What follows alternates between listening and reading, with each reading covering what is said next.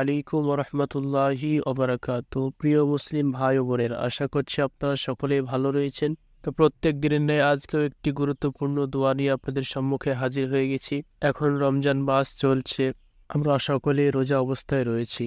তো আপনাদের সম্মুখে এমন একটি দোয়া আজকে নিয়ে হাজির হয়েছি।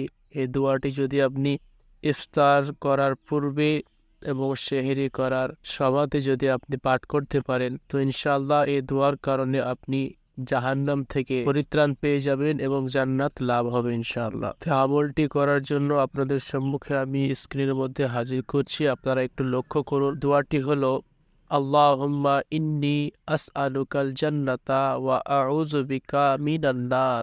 এর অর্থ হলো, হে আল্লাহ, আমি আপনার কাছে জান্নাত চাই এবং জাহান্নাম থেকে আপনার কাছে আশ্রয় চাই। হাদিসটি আবু দাউদ ইবনে মাজাহ থেকে সংকলিত করা হয়েছে।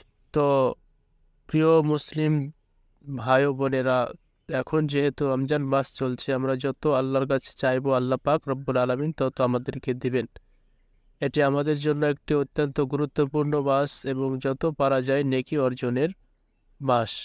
তাই আমরা যদি এই দোয়াটি পাঠ করতে পারি, তাহলে আশা করা যায় আল্লাহ পাক রব্বুল আলামিন এই রমজানের উসিলায় আল্লাহ পাক আমাদের গুনাহ থেকে মাফ করে আমাদেরকে জান্নাতে দেবেন এবং জাহান্নাম থেকে আল্লাহ পাক রব্বুল আলামিন আমাদেরকে পরিত্রাণ দান করবেন। আমরা সকলেই চেষ্টা করব এই দোয়াটি পড়ার।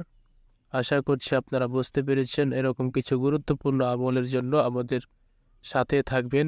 ভালো থাকবেন। আসসালামু আলাইকুম ওয়া রাহমাতুল্লাহি ওয়া বারাকাতুহু।